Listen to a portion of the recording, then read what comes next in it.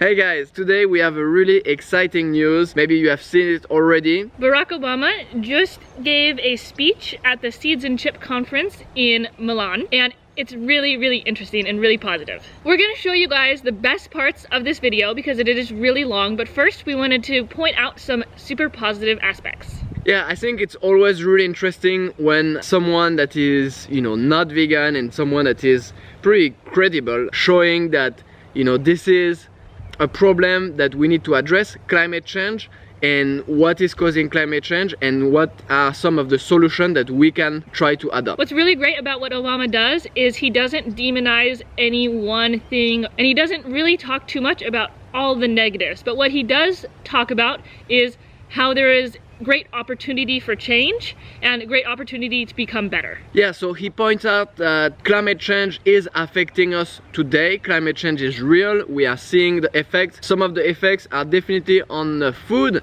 and we see less food being produced, and that's a real problem because we all know that our population is growing. So one of the challenges that we are facing is how to get to produce food more efficiently, and this problem is affecting a lot more than just food. Also people, we see for example immigration happening in Europe, and part of it is because of starvation in countries where they don't have the way to produce enough food. One of the first things that he says is that education will be key, but education is gonna take time. He also points out that policy and laws on the side of the industry take a very long time and are very resistant in countries like the US, where the lobbying power of industry is so powerful. So what he points out is that one of the greatest potentials for change comes from consumer choices. Okay, Barack Obama also says that of course if we get the environmental issues over the economical interest of the food producers, they will resist. So we need to find incentives to make the change, and one of the examples that he didn't mention but that we heard in other places could be to give subsidies to foods that are cleaner to produce and taxes to foods that produce more greenhouse gas emission. Because let's be honest, if we just look at the environmental impact and say that industries have to comply regardless of cost, it's probably not going to happen. Yeah, and that will fall down on the consumer choices because the cleaner food will be cheaper if we give subsidies to these foods to produce, and the foods that are actually causing more greenhouse gas will be more expensive. Which is interesting because right now in the US it's exactly the opposite. The government gives subsidies to very dirty and very polluting industries currently just because of history and the way that it's set up. But it is possible to make a change. So what's really interesting and what's really positive about all of this is it does come down to consumer choices, which brings us to Plant Positive and Gwen and I's mission with our nonprofit.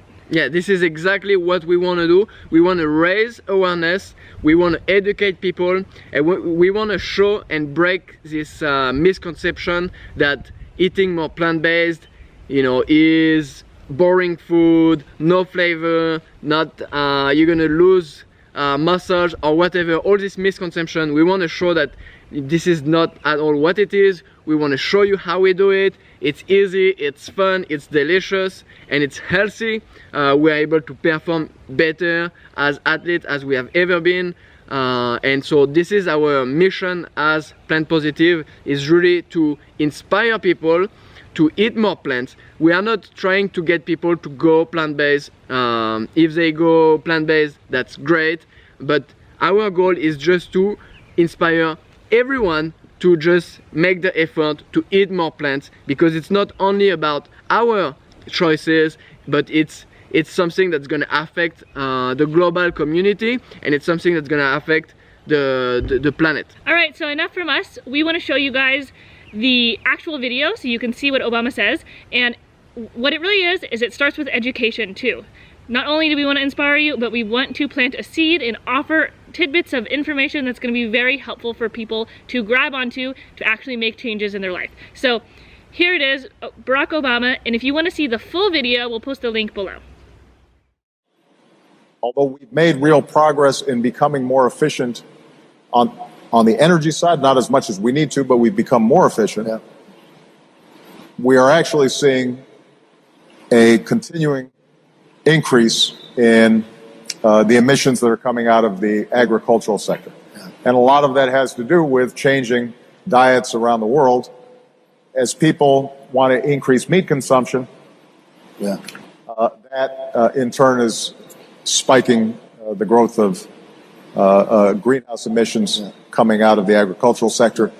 This offers a huge opportunity for entrepreneurs, businesses, scientists, thought leaders to make progress in an area where we have not made as much progress as we can. So let's talk about that for a second. So when I look at the food system, it's fundamentally it's one of the most inefficient systems of the great human systems, right?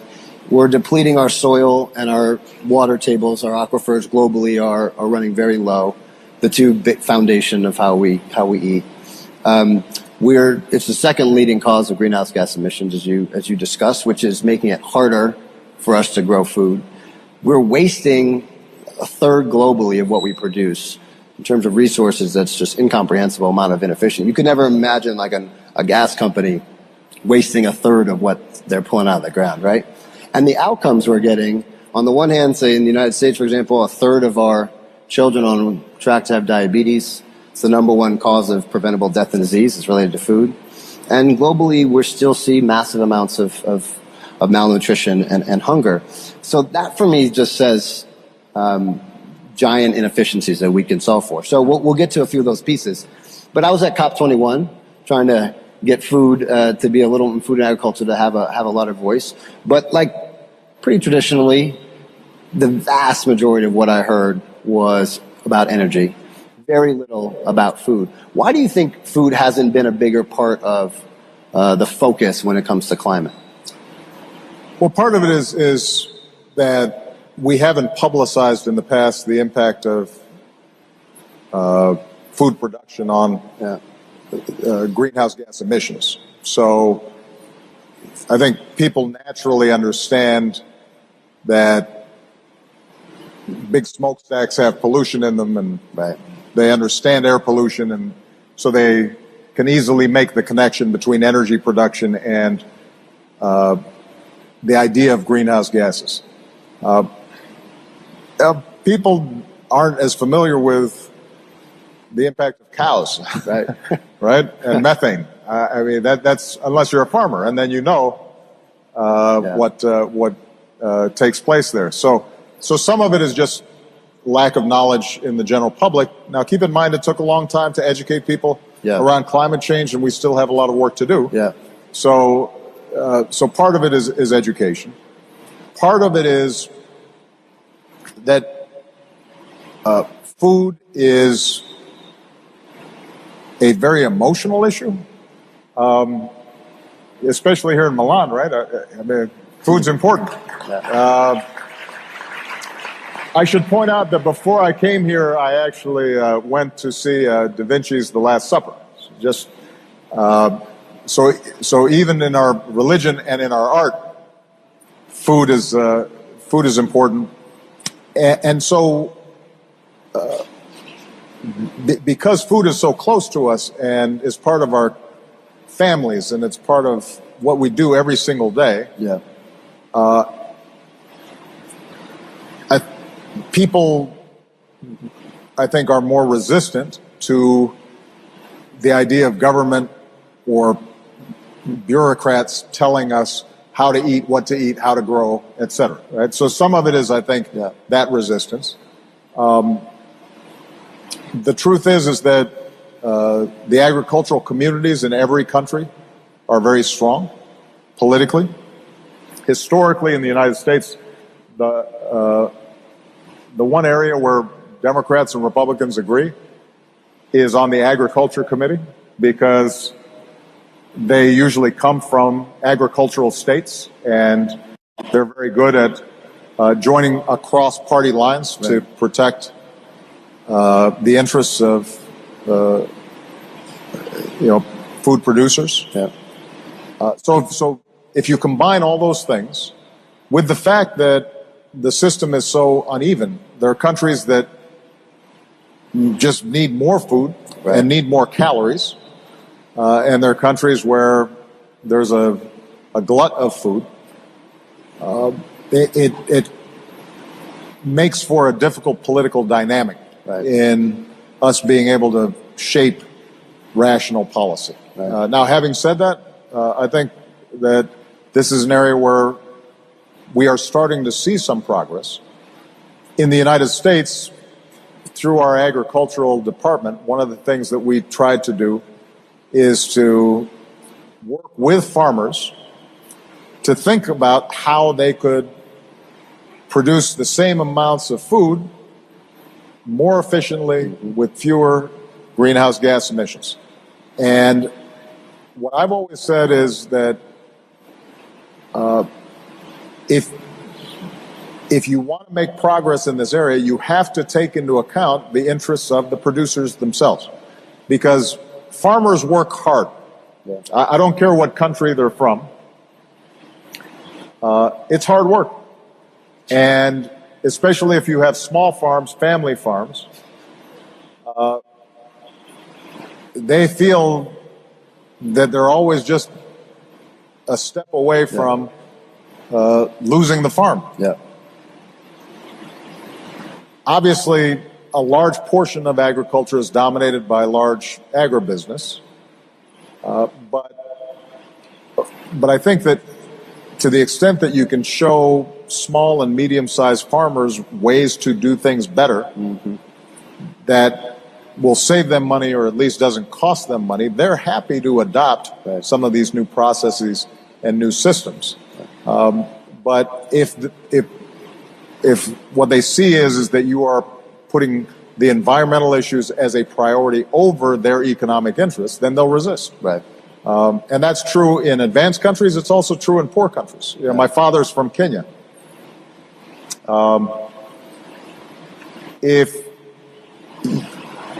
The first time I visited, I was speaking to some conservationists who were very upset because some of the game parks were being encroached upon by either the Maasai with their cattle, or by subsistence farmers who were slashing and cutting down the ecosystem. And my sister, who's from Kenya and I think has a less romantic view about animals and game parks, she said, well, if all the money of the game parks is going to the tour agencies in Nairobi and not going to the farmers right next door, then of course they're not going to care. But if they see some incentive, some economic interest in helping to conserve this land, then they'll participate. And that, in fact, has been the case where you've seen success in conservation. It's because you brought in the local farmers and you taught them how this is better for them. So that, I think, has to be a top priority. If we're going to be successful, we have to engage producers. We also have to engage consumers. That's where I was just about to go. Because we do hear a lot about climate smart agriculture, sustainable agriculture. But in the end, farmers are growing food to feed people. And it's a very interwoven system. And I think we have to really start talking about climate smart eating if we're really going to unlock that potential. So the biggest driver in emissions from ag is beef. Now, you and I love a steak. I've cooked you thousands of steaks. Probably. Well, I don't know about thousands. Well, hundreds maybe. I've been cooking for you for 10 years. Hundreds of steaks. I'm trying to count. I don't think there are thousands, but it's been a long time. But what is true is I am not a vegetarian. Yes. I respect vegetarians, but I'm not one. I'm not one of them. Neither am I. No. But do you think that has to be a part of the solution? Is changing, what we're actually eating, just not how we're growing it? Well, for those of you who are not familiar, Sam worked with my wife to promote healthy eating, and most of the impact that you had was not legislation. It wasn't laws that were passed, but it was just raising awareness with parents about what unhealthy eating was doing to their children. And I think the key from a consumer perspective is just giving people good information. Now, the challenge we have is that, I lived in Indonesia when I was young, and in Southeast Asia, in South Asia, in Africa, currently meat consumption is so low in a lot of communities that the gap between meat consumption there and in the United States, for example, is as much as the energy use in those countries per capita and what it is in the United States. So no matter what, we are going to see an increase in meat consumption, just by virtue of more Indians, Chinese, Vietnamese, and others moving into middle-income territory. That doesn't mean that we can't teach, you and me to have a smaller steak for our own health. It doesn't mean that we can't make progress in educating the advanced world about the need to reduce, just for dietary reasons, the amount of meat that we can consume at any given meal, particularly if it's wasted. But what it does mean is that we're also going to have to find ways to produce protein in a more efficient way, and that's where some of the technologies that come in at this conference, I think, will be really, really important. Alright guys, so thank you so much for watching. If you're new to our channel, make sure you subscribe so you can be inspired and learn about how easy, fun, and delicious it is to incorporate more plant foods into your life. Eat more plants, stay positive, and have really cool adventures. Alright, we see you next time. And there is an added bonus to acting on climate change because our existing food system is, in fact, a significant contributor to climate change. Food production is the second leading driver of greenhouse gas emissions, second only to energy production. And if we don't change course, the World Bank predicts that by 2050, agriculture and land use change may account for as much as 70% of global greenhouse gas emissions.